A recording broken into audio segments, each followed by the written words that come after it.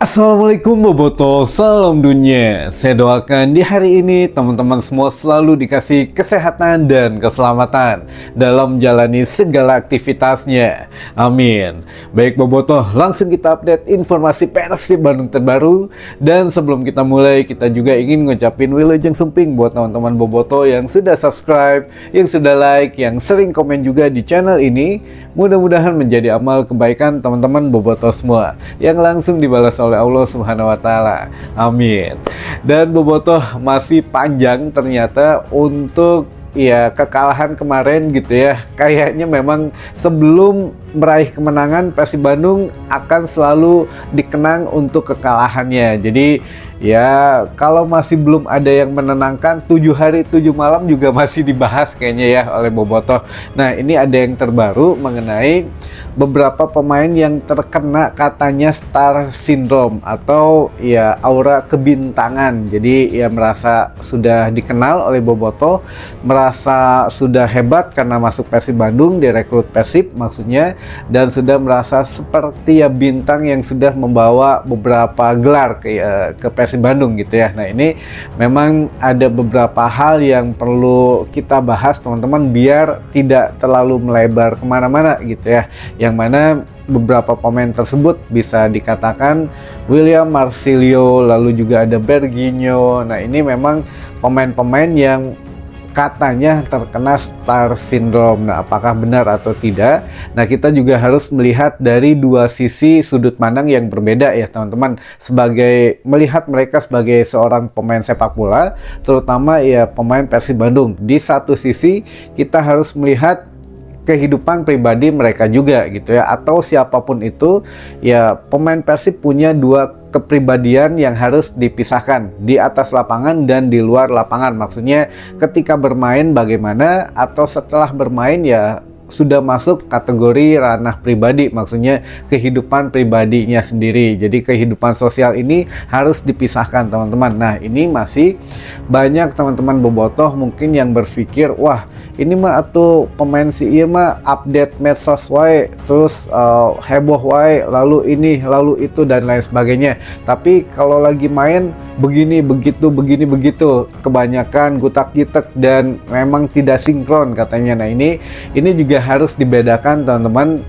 Takutnya kan sama dengan kasusnya DDS dulu yang memang tidak ada hubungannya, keluarganya diteror gitu ya, lalu juga ininya itunya, jadi membawa-bawa masalah sosial pribadi ke sebuah ya sepak bola gitu ya. Makanya ini mempengaruhi mental pemain juga teman-teman. Jadi sekali lagi, poin yang pertama adalah tolong dipisahkan antara mengkritisi permainan di atas lapangan hijau dan mengkritisi gaya hidup ketika ya sedang tidak di atas lapangan hijau begitu ya teman-teman. Nah ini dua hal yang berbeda. Lalu dilanjutkan lagi untuk William Marcilio, katanya kenapa terkena star syndrome, karena dia merasa ini menurut di medsos ya teman-teman Bobotoh ya. Jadi menurut teman-teman, sebagian teman-teman Bobotoh, William ini sering show up gitu, atau apa istilahnya sederhana tuh, sering ya rada legek lah gitu ya, rada legek ketika memamerkan ya kehidupannya di kehidupan pribadinya lah. Nah namun ya itu juga apakah memang mempengaruhi permainannya atau tidak, ya itu tergantung bagaimana ya yang kita lihat gitu ya. Kalau Bobotoh melihat di atas lapangan ya goreng gitu ya, makanya suka membawa-bawa ke kehidupan yang lainnya. Tapi ya kita sekali lagi harus mengkritisi sesuai dengan porsinya saja teman-teman. Kalau William dan Berginho ini sebetulnya kan kita harapkan tuh Brazilian connection gitu ya, jadi harus punya koneksi yang kuat, tapi sayang memang masih belum menyatu. Nah ini juga Bojan Hodak membela William Marcilio ini. Jadi menurut Bojan Hodak, sabar katanya, ini kan saya pernah mengatakan seluruh pemain asing kita atau kurang lebih 14 pemain adalah pemain yang baru, kata Bojan gitu ya. Belum tentu langsung nyetel, belum tentu ya langsung ngertilah ini harus bagaimana masalah chemistry dan lain sebagainya. Kasih mereka waktu, di saat waktu mereka mencetak gol atau di saat waktu mereka bermain baik, kita elu-elukan. Tapi ketika ada saatnya mereka bermain buruk, nah baru ya gitulah gitu ya, teman-teman tahu sendiri, dihujat dan lain sebagainya. Nah ini tenang dulu karena kita juga baru 2 kali main, yang mana ini belum bisa menafsirkan apapun gitu ya. Hasil di akhir musim nanti masih panjang, terlalu panjang lah teman-teman. Nah makanya kita juga harus memisahkan antara mengkritisi di atas lapangan dan di luar lapangan. Kan baiklah di luar lapangan mah mau kehidupan dia bagaimana, mau cara bergaulnya, cara menikmati waktu istirahatnya, waktu senggangnya mah enggak saja. Yang penting tidak mengganggu ketika latihan dengan normal gitu ya, tidak mengganggu apapun. Ketika bermain juga menunjukkan profesionalitasnya. Jadi tidak menghubungkan dua hal yang berbeda lah di sini gitu ya. Walaupun ada beberapa kontrak di pemain juga yang tidak tertulis, maksudnya ketika ada jam-jam tertentu atau sebelum latihan, sebelum bermain tidak boleh mengkonsumsi ini, itu dan lain sebagainya, itu ada teman-teman. Namun ya pemain profesional pasti tahu kalau memang dia kelupaan ya gimana ya, akhirnya juga mungkin akan dipisahkan dari tim gitu ya. Kalau memang kan pernah juga ada yang kemarin kita bahas gitu yang pernah melakukan itu. Jadi ya sudahlah gitu ya. Makanya Bojan Hodak juga sudah tahu, Bojan Hodak juga sudah memang sadar sepenuhnya. Dia menurunkan siapa, dia merekrut siapa, dia tahu kapasitas pemain tersebut. Jadi tugas kita adalah sabar dan mengkritisi sesuai porsinya saja, tidak membawa ranah pribadi ke ranah lapangan hijau gitu ya teman-teman, biar tidak mempengaruhi mental pemain tersebut. Ya contoh lah Maklok juga untungnya kan udah menjadi WNI gitu ya, sudah naturalisasi, sudah lama juga bermain di Liga Indonesia, sehingga kalaupun star syndrome ya wajar karena Maklok sudah membawa beberapa prestasi di PSM iya, di Persija iya, di Persib Bandung Komo gitu ya. Apalagi dia brand ambassador, dia punya usaha ini usaha itu, ya wajar dia memamerkan itu karena untuk bentuk promosi gitu, karena dia juga punya usaha kan baik gitu. Itu mah jangan disangkut pautin dengan penampilannya di atas lapangan gitu ya teman-teman. Mudah-mudahan ngerti, kita juga makin dewasa lagi, harus bisa memilih gitu ya.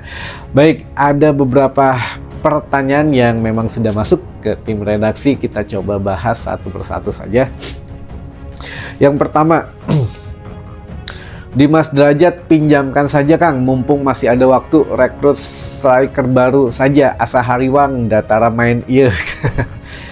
Dimas Derajat sudah mau bermain teman-teman, mungkin 2 minggu lagi ya, menurut fisioterapis dan tim dokter kemungkinan 2 minggu lagi sudah bisa pulih. Kalau sekarang juga sudah pulih, sudah mengikuti latihan ritme permainan skuad Persib Bandung yang lain.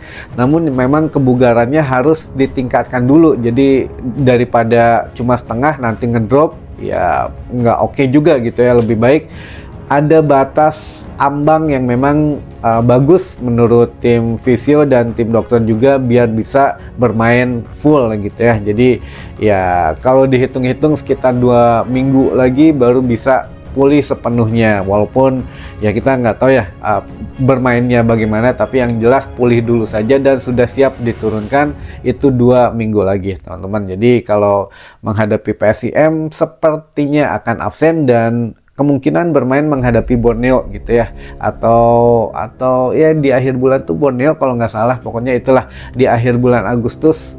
Mudah-mudahan Dimas Derajat sudah bisa bermain.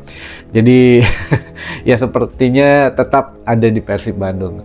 Lalu nggak tahu juga sih kalau itu ya, dengar-dengar sih memang ya gitulah teman-teman. Yang kedua, Beckham Putra kumaha Kang cederanya, tolong update. Beckham sudah kita update kemarin, Beckham cedera hamstring katanya, namun tidak terlalu parah, jadi sudah diobservasi kemarin. Mudah-mudahan tidak berkepanjangan gitu ya, hanya perlu beberapa hari saja untuk istirahat, tapi nanti diupdate lagi terus karena kemarin juga kemungkinan ya hanya letih gitu ya, ototnya tegang, jadi memang mudah-mudahan tidak parah teman-teman, karena tidak ada lagi yang dirasakan selain hamstringnya. Jadi Beckham Putra mudah-mudahan tidak terlalu lama cederanya, minggu depan sudah bisa bermain lagi lah mudah-mudahan teman. Nanti kita coba update lagi ya, tapi update terakhir itu hanya hamstring ringan saja. Lalu yang ketiga, Lebar mah Sadil Kang, talenta lokal lebih bagus padahal, tapi jadi cadangan wae. Ya Sadil ya mungkin itu mah sepenuhnya strategi Bojan gitu ya, skema permainan Bojan Hodak. Nah, kita juga sebetulnya tidak pernah membahas strategi dan skema yang terlalu mendalam, itu mah tugas pelatih, mangga silahkan saja, karena kan kita nggak mau jadi coach online gitu ya di sini. Jadi sudah punya coach benerannya yang sangat profesional gitu ya, Bojan Hodak. Jadi ya itulah tugasnya seorang pelatih, diserahkan saja. Nah, kalaupun memang di sini Sadil talenta lokal yang bagus ya memang gitu ya, tapi kan balik lagi lah ke skema permainan Bojan, mau bagaimana, bisa jadi dipasang starting 11 tapi ya permainannya berubah atau gimana. Nah, ini juga kita lihat aja lah untuk ya setiap pemain yang dipasang Bojan Hodak kita percayakan saja seperti itu ya. Lalu pertanyaan terakhir saja teman-teman, kayaknya mesti ganti target Kang. Persib tahun ini mah cukup di posisi 2 saja biar masuk Asia lagi tahun depan, nuhun. Nah, itu kalau target mah ya, target pernah disampaikan bahwa di awal musim kemarin Persib targetnya bagus bermain di Asia gitu ya. Sebetulnya target utamanya itu, karena ya mau nggak mau sayang gitu ya, sudah ketagihan katanya bermain di Asia, jadi minimal ya musim depan juga kita kejar lagi lah target Asia teman-teman.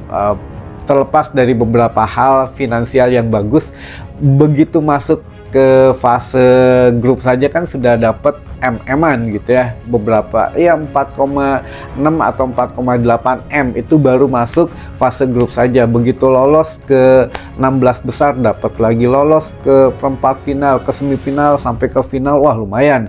Kalau di total misalkan kita juara ACL 2 ini, itu bisa dapat sekitar berapa ya, 38 M gitu atau 50 M-an gitu kalau juara satunya gitu ya. Itu lumayan banget lah gitu ya. Makanya ya ketagihan, siapapun pasti ketagihan main di level Asia gitu ya. Jadi ya mudah-mudahan di musim ini kita bisa berjaya di ACL 2, menambah poin juga, sehingga ya siapa tahu kedepannya klub dari Indonesia bisa masuk ke jajaran ACL yang elitnya, kasta pertama Piala AFC gitu ya. Jadi ya posisi kita doakan yang terbaik saja di Super League musim ini teman-teman, karena kita tahu beberapa saingan kita juga sudah mulai bagus-bagus gitu ya. Banyak kuda hitamnya, banyak yang tidak diprediksi ternyata bermain bagus, dan ini tantangan tersendiri untuk tim Persib Bandung, terutama untuk Bojan Hodak meracik pemainnya. Nah, ini ada kabar yang lumayan menyenangkan, tapi setelah ini aja lah kita bahasnya ya, mengenai pemain baru teman-teman. Ditunggu saja, insya Allah secepatnya kita posting gitu ya, atau nanti sore malam kita posting pemain baru gitu ya. Insya Allah teman-teman, mudah-mudahan menambah informasi dan wawasan teman-teman boboto semua. Informasi hari ini juga ya sedikit masih rada-rada gimana gitu ya. Tapi ya sudah, ditunggu informasi selanjutnya saja. Wassalamualaikum boboto, salam dunia.